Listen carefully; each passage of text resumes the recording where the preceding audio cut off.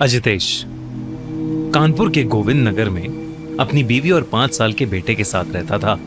उसका एक छोटा सा कपड़े का गोडाउन था जिससे घर का खर्चा बस किसी तरह निकल जाता था, लेकिन उस पर एक बहुत बड़ा लोन था, एक ऐसा कर्ज जो खत्म होने का नाम ही नहीं ले रहा था। उसकी बीवी सुनीता दिन भर घर का काम करती थी और इन सब परेशानियों के चलते उन दोनों के बीच बात कम होती थी और खामोशी ज्यादा। अजितेश का बड़ा भाई सुरेश लखनऊ में एक बहुत अमीर बिजनेसमैन था। बड़ा घर, बड़ी गाड़ी, और हर बार जब भी वो मिलने आता एक तसल्ली भरी नजर से अजितेश को देखता और कहता, कोई बात नहीं, सब ठीक हो जाएगा। अजितेश को सुरेश की इस बात को सुनकर हमेशा ऐसा लगता कि वो कोई बीमार हो जिसको ठीक होने में वक्त लगेगा। अजितेश हमेशा उस दिन का इंतजार कर रहा था जब वो भी ये बात सुरेश को कहने का मौका पाएगा। वो दिन आया तो जरूर, लेकिन जिस तरह से आया वो अजितेश ने कभी सोचा भी नहीं था। एक सर्दी की रात अजितेश के मोहल्ले में एक तांत्रिक आया। बूढ़ा, सफेद बाल, झुकी हुई कमर और उसके दोनों कंधों पर एक एक कौवा बैठा हुआ था। वो मोहल्ले की गलियों में चिल्लाता हुआ गूंज रहा था, अपनी फूटी किस्मत को बदलो, अगर अपनी फूटी किस्मत बदलनी है तो मेरे पास उसका उपाय है। और यही कहता हुआ वो उस मोहल्ले की एक गली से दूसरी गली में जा रहा था। हर जगह सर्दी की धुंध छाई हुई थी और उस धुंध में तांत्रिक और उसके 2 कौवों की छोटी सी आंखें चमक रही थीं। लोग अपने घर की खिड़कियों से झांक कर देख तो रहे थे, पर कोई उस तांत्रिक के पास नहीं गया। अजितेश भी उस तांत्रिक को दूर से देख रहा था, लेकिन कुछ देर में वो तांत्रिक वहां से चला गया। लेकिन उस रात अजितेश पूरी रात नहीं सो पाया। वो अपने टूटे हुए मकान और उससे भी बेकार जिंदगी के बारे में सोचता रहा। वो सोचता रहा कि क्या उसे उस तांत्रिक के पास जाना चाहिए। अगली सुबह बिना किसी से कुछ कहे अजितेश सीधा उस तांत्रिक को ढूंढते हुए उसके पास चला गया, इस उम्मीद में कि वो अपनी बुरी किस्मत किसी तरह बदल पाएगा। जैसे अजितेश ने सही टाइम पर किसी पंडित से बात करने का सोचा, वैसे ही मैंने भी। थोड़े टाइम पहले मेरी लाइफ में कुछ पर्सनल इश्यूज चल रहे थे जिसका कोई सोल्यूशन ना मेरे पास था ना मेरे दोस्तों और घर वालों के पास। और तो और धीरे धीरे ये इश्यूज इतने बढ़ते चले गए कि मैं खुद सोच में था कि मैं आखिर करूं तो क्या करूं। फिर एक दिन फोन स्क्रॉल करते हुए मुझे एस्ट्रोटॉक का ऐड आया। मैंने भी सोचा कि ट्राई करके देखता हूं, क्या ही हो जाएगा। मैंने वहां राजेश नाम के एस्ट्रोलॉजर से बात की। उन्होंने मेरी डेट ऑफ बर्थ और प्लेस ऑफ बर्थ मांगी और फिर तुरंत बताया कि आपकी लाइफ में ये इश्यूज चल रहे हैं। मैं शॉक्ड रह गया क्योंकि उनकी एक एक बात एकदम सच थी। मैंने उन्हें A to Z मेरी सिचुएशन बताई और फिर मैंने उनकी दी हुई गाइडेंस और रेमेडीज को फॉलो किया। धीरे धीरे मुझे अपने सारे इश्यूज में बहुत इंप्रूवमेंट दिखने लगा।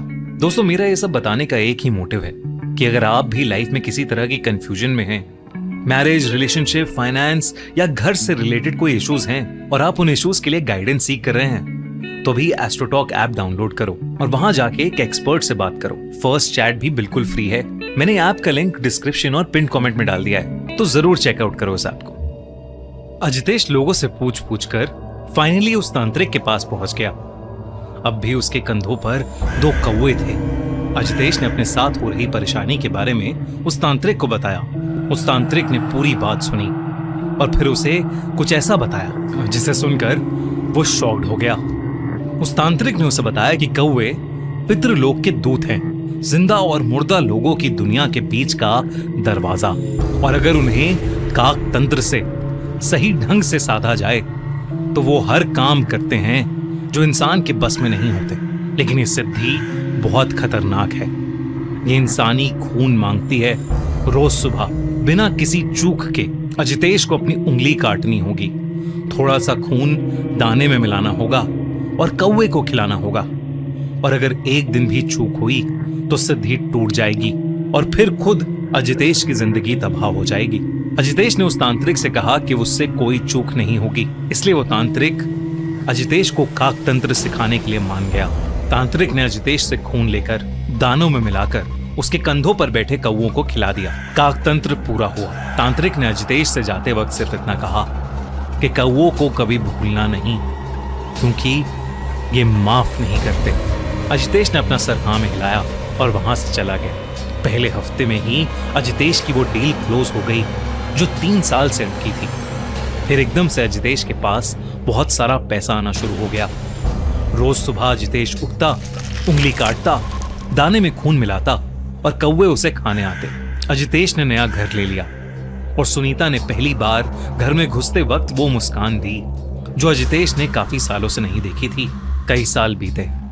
अजितेश अब रईस हो चुका था, पर ऐशो आराम की इस जिंदगी में एक सुबह उससे वो भयानक चूक हुई जिसे ना करने की सलाह उस तांत्रिक ने दी थी। वो कौवों को दाना डालना भूल गया। धीरे धीरे अजितेश दाना डालने की विधि हफ्ते में एक बार करने लगा और फिर टाइम के चलते वो भी बंद हो गई। लेकिन उसके बाद से नए घर के बाहर एक कौवा रोज सुबह कार पर बैठता और तेज आवाज करता। अजितेश चिड़ के पास जाता, कौवा उड़ जाता, लेकिन अगले दिन फिर उसी जगह उसी समय वो वापस आ जाता। ऐसा लग रहा था कि मानो वो अजितेश को कोई भयानक चेतावनी दे रहा हो। उसके बाद से अजितेश की जिंदगी में अजीबोगरीब चीजें होना शुरू हो गया। एक सुबह दरवाजे के सामने उसे कौवा मरा हुआ पड़ा मिला। अजितेश ने उसे कपड़े से उठाया, डस्टबिन में डाला, हाथ धोए और दिन भर के काम में लग गया जैसे कुछ हुआ ही नहीं। अजितेश अपनी अय्याशियों में मग्न था। धीरे धीरे उसके बिजनेस में लॉसेस आने लगे। लॉसेस पहले धीरे आए, फिर एक साथ, जैसे किसी ने एक ही बार में सब कुछ वापस मांग लिया हो। और उसे हर सुबह अपने दरवाजे के बाहर मरे हुए कौवों की लाशें मिलने लगी। इतना ही नहीं, जिस डील से उसे सबसे ज्यादा फायदा हुआ था वो कैंसिल हो गई। एक पार्टनर फ्रॉड करके गायब हो गया और अजितेश के गोडाउन में आग लग गई। पैसा कहां और कैसे जा रहा था अजितेश को समझ ही नहीं आ रहा था। ऐसा लग रहा था कि मानो कोई रोज उसकी तिजोरी खाली कर रहा है। नए घर में रहना उनके लिए अफोर्डेबल नहीं था। और एक दिन अजितेश और सुनीता अपने बेटे के साथ चुपचाप अपना सामान उठाकर पुराने घर में वापस आ गए, बिना इस बारे में कोई भी बात किए। पुराने घर में आकर जब अजितेश ने पहली बार बाहर झांका तो उसकी सांसें रुक गईं। छत पर, दरवाजे पर, रेलिंग पर, पीपल की डाली पर जो घर से बिल्कुल सटी थी, हर जगह बस कौवे ही कौवे थे। चुप, बिल्कुल चुप, जो बिना हिले, बिना उड़े, एकटक सिर्फ घर को देखते रहते, जैसे वो जानते थे कि वो आएगा। अजितेश ने घबराहट के मारे दरवाजा बंद कर लिया, पर्दे खींचे और कुछ देर अंदर ही रहा। उस रात पूरे समय अजितेश के बेडरूम की खिड़की पर टक टक होती रही। एक कौवा बैठा उसकी खिड़की के कांच पर बार बार अपनी चोंच मार रहा था। अजितेश ने ध्यान से देखा तो उस कौवे की लाल आंखें रात के अंधेरे में चमक रही थीं और अजितेश को ही घूर कर देखे जा रही थीं। अजितेश ने अगली सुबह उठते ही अपनी उंगली पर एक कट लगाया और अपना खून दानों पर लगाकर कौवों के खाने के लिए रख दिया, लेकिन कोई भी कौवा नहीं आया। अजितेश का बड़ा बेटा, जो अब 15 साल का हो गया था, वो अब बहुत शांत रहने लगा था। वो किसी से कुछ नहीं बोलता था। कोई उससे ज्यादा पूछताछ करता तो वो उसके ऊपर गुर्रा देता। बस दिन रात वो अपनी कॉपी में काले कौवे बनाता रहता, इतना कि क्रेयॉन से उसके हाथ भी काले हो गए थे। एक रात कुछ ऐसा हुआ कि अजितेश बेहद डर गया। उसने शीशे में अपनी गर्दन पर निशान देखे, गहरे, काले, बिल्कुल चोंच के जैसे। लेकिन वो कब आए, कैसे आए, उसे कुछ समझ नहीं आ रहा था। अजितेश अब बहुत ज्यादा घबराने लगा था। वो फिर से उस तांत्रिक की तलाश में निकला। तांत्रिक की झोपड़ी का दरवाजा थोड़ा सा खुला हुआ था। अंदर से कोई आवाज नहीं आ रही थी, बाहर भी कोई नहीं था। आंगन बिल्कुल सुनसान था। पर अजितेश जब अंदर गया तो उसके रोंगटे खड़े हो गए। वो तांत्रिक जमीन पर अधमरा सा पड़ा था। उसके शरीर पर गहरे निशान थे, चोंच के, पंजों के। कपड़े फटे हुए थे और उसके चारों ओर कौवे ही कौवे थे।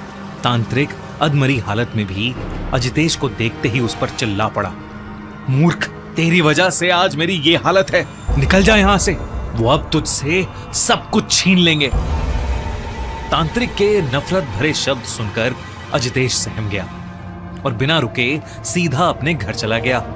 और तब उसने अपनी बीवी सुनीता को सब कुछ बता दिया। उस रात आसमान में गहरे काले बादल छा गए। पहले एक कौवा आया, फिर 10, फिर 100, फिर इतने कि आसमान का रंग ही बदल गया। उनकी चेंचे की आवाज एक साथ हवा को काट रही थी। अचानक अजितेश का नाम उसकी बीवी सुनीता ने जोर से चीखा। आवाज उसके 15 साल के बेटे के कमरे से आ रही थी।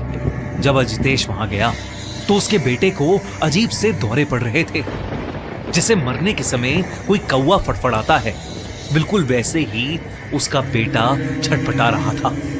फिर वो अजितेश को देखते ही गुस्से से पागल हो गया। उसकी आंखें लाल होने लगीं और चेहरा काला पड़ने लगा। अचानक उसके होंठ एक कौवे जैसे चोंच में बदल गए और उसने अजितेश के ऊपर हमला करना शुरू कर दिया। ये देखकर सुनीता की चीख निकल गई, लेकिन वो तब तक नहीं रुका जब तक अजितेश की सांसें खत्म नहीं हो गईं। और तभी अचानक से उनके घर के अंदर सैकड़ों कौवे घुस आए और अजितेश के शरीर से उसका मांस नोचने लगे। ये सब देखकर सुनीता की रूह कांप उठी थी। उसके बाद अजितेश का बेटा बेहोश हो गया और बिल्कुल पहले की तरह नॉर्मल दिखने लगा। वो उसी रात अपने बेटे के साथ हमेशा हमेशा के लिए वो घर छोड़कर चली गई और फिर कभी लौटकर उस घर में वापस नहीं आई। अजितेश का वो घर आज एक खंडर बन चुका है, लेकिन लोगों को उस घर के अंदर 100 से ज्यादा कौवों का झुंड मंडराता हुआ दिखता है।